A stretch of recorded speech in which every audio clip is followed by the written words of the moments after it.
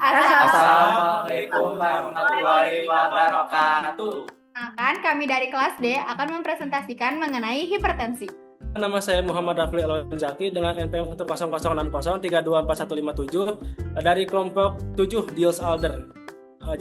Hipertensi merupakan suatu keadaan di mana terjadi peningkatan tekanan darah secara abnormal dan terus-menerus pada beberapa kali pemeriksaan tekanan darah yang disebabkan satu atau beberapa faktor risiko yang tidak berjalan sebagaimana mestinya dalam mempertahankan tekanan darah secara normal. Next. Perkenalkan, saya Saskia Putri Amelia dengan NPM 160324155 dari kelompok 12. Di sini saya akan menjelaskan mengenai kondisi hipertensi di Indonesia. Hipertensi mengalami peningkatan tekanan darah kronis lebih dari sama dengan 140/90 mm air raksa, dan berdasarkan data Rikasdas 2018, prevalensi hipertensi mencapai 34,1% dan pada tahun 2021 kasus meningkat menjadi 25,9% dari populasi dewasa.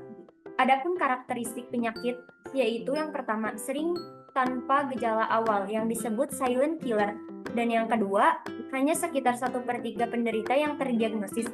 Kemudian banyak pasien yang baru sadar setelah terjadi komplikasi yang serius. Kemudian ada faktor risiko. Yang pertama ada gaya hidup tidak sehat seperti diet tinggi garam, kemudian kurang olahraga. Selanjutnya stres kronis, obesitas, merokok, konsumsi alkohol. Dan yang terakhir ada faktor genetik dan usia yang mempengaruhi. Perkenalkan, nama saya Fauzia dengan NPM 1006003244159 dari kelompok 14 esterifikasi. Di sini saya akan menjelaskan dampak hipertensi. Yang pertama yaitu ada penyakit jantung, yang kedua ada penurunan kualitas hidup, yang ketiga gagal ginjal, yang keempat ada stroke, dan yang terakhir ada kematian ibu melahirkan dan efek serius saat melahirkan. Assalamualaikum warahmatullahi wabarakatuh. Perkenalkan, nama saya Muhammad Hidayatul Kemalbana dengan NPM 10060324172 dari kelompok 6 Friedel-Frank. Di sini saya akan menjelaskan tentang contoh dan efek samping obat hipertensi. Yang pertama itu ada diuretik. Contoh obatnya yaitu hidroklorid dan furosemid. Efek samping obat tersebut yaitu dehidrasi, kram otot, hipokalemia, nyeri sendi atau yang biasa disebut asam urat. Yang kedua ada ACE inhibitor. Contoh obatnya ada enalapril dan lisinopril. Efek samping obat tersebut yaitu batuk kering menetap, pusing, dan pembengkakan wajah, atau bahasa medisnya angioderma. Yang ketiga ada ERB atau angiotensin 2 blocker. Contoh obat tersebut yaitu losartan dan valsartan. Efek samping obat tersebut yaitu pusing, kelelahan, resiko tinggi saat kehamilan. Yang keempat ada calcium channel blocker atau CCB. Contoh obatnya ada amlodipin dan verapamil.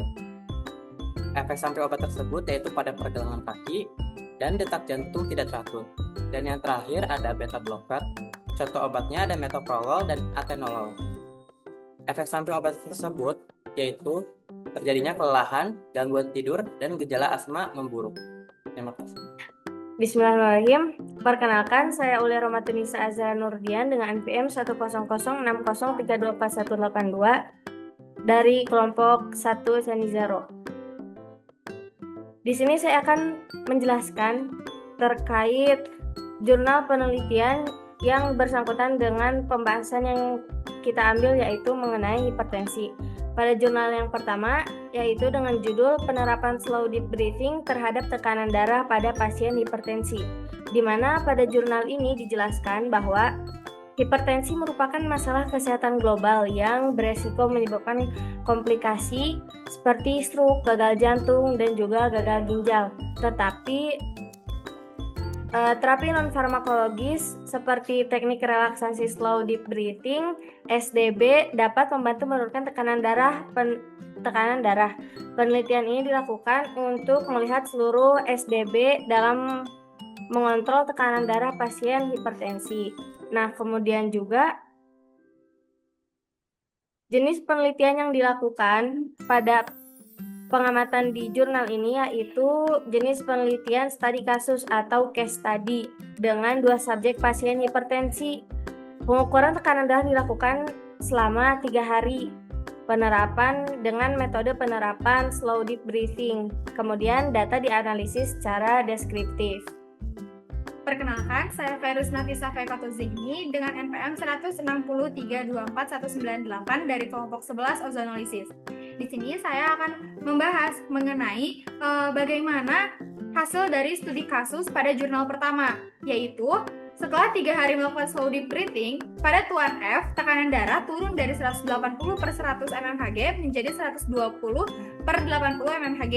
Sedangkan pada Nyonya A, tekanan darah turun dari 140/100 mmHg menjadi 130/80 mmHg. Nah, teknik ini bekerja melalui mekanisme relaksasi yang menurunkan aktivitas sistem saraf simpatis, meningkatkan vasodilatasi, dan juga memperbaiki konsumsi oksigen. Sedangkan untuk jurnal 1 ini memiliki juga beberapa kelebihan, yaitu penelitian langsung terapan atau praktikal, juga menunjukkan efek signifikan dalam waktu yang singkat dan mudah diimplementasikan oleh pasien secara mandiri. Jadi ketika dilakukan pengujian ini, pihak dari penulis mencontohkan bagaimana cara slow deep breathing yang benar. Sedangkan untuk kekurangannya sendiri itu ada jumlah subjek yang sangat terbatas, yaitu hanya 2 orang, tidak menggunakan kontrol atau kelompok pembanding, dan juga durasi penelitian sangat singkat, hanya 3 hari. Jadi belum diketahui apa efeknya dalam jangka panjang. Untuk kesimpulan dari jurnal 1 ini, yaitu penerapan slow deep breathing terbukti efektif dalam menurunkan tekanan darah pada pasien hipertensi. Teknik ini juga dapat dijadikan alternatif terapi non-farmakologis yang sederhana dan bisa dilakukan secara mandiri oleh pasien. Perkenalkan, nama saya Daisa Malisuka dengan NPM 1006324 dari kelompok 5 Pusja. Di sini kami mengambil jurnal 2 tentang judulnya itu penyuluhan dan edukasi tentang penyakit hipertensi. Untuk latar belakangnya itu hipertensi merupakan penyakit kronis yang menjadi penyebab utama kematian dini dan komplikasi seperti stroke, gagal jantung, dan gagal ginjal. Data WHO menunjukkan bahwa prevalensinya terus meningkat, menjadikannya masalah kesehatan global. Edukasi masyarakat tentang hipertensi sangat penting agar masyarakat sadar dan dapat melakukan pencegahan sejak dini. Untuk metode penelitiannya itu adalah pengabdian masyarakat melalui penyuluhan langsung, pembagian brosur edukatif, dan pemeriksaan tekanan darah. Nah, kegiatan ini tuh dilakukan di Kecamatan Bungus Teluk, Kabung pada tanggal 9, 10, 13, dan 23 Januari 2021. Selanjutnya, hasil dan pembahasan pada jurnal 2 ini yaitu kegiatan berlangsung lancar dengan antusiasme masyarakat yang tinggi. Masyarakat menerima informasi mengenai definisi, penyebab, gejala, komplikasi, serta cara pencegahan hipertensi.